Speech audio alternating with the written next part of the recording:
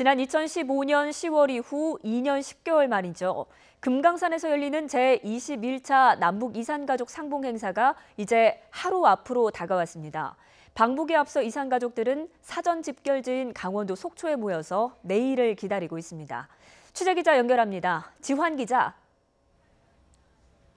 네, 이산가족 사전 집결지인 강원도 속초 하나리조트입니다. 네, 이산가족들 정말 설레고 긴장된 저녁을 보낼 것 같은데 지금은 무엇을 하고 계십니까? 네, 오늘 이곳 속초 숙소에 모인 방북 이산 가족들은 지금은 이른 저녁 식사를 하거나 각자의 숙소에서 휴식을 취하고 있습니다.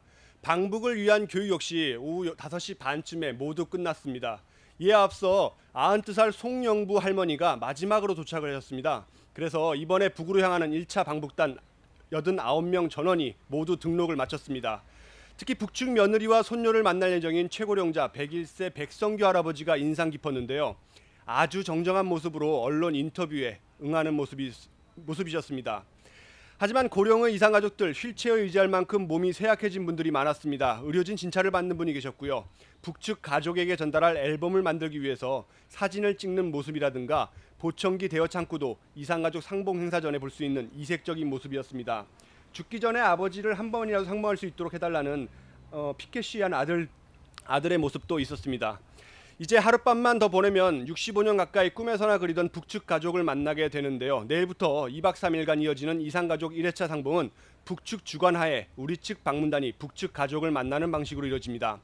93명이 대상자였지만 4분께서 상봉을 포기해 방문단은 89명, 동행 가족까지 포함하면 197명, 지원 인원까지 합치면 360명이 넘습니다. 예, 남은 일정은 어떻게 진행이 됩니까?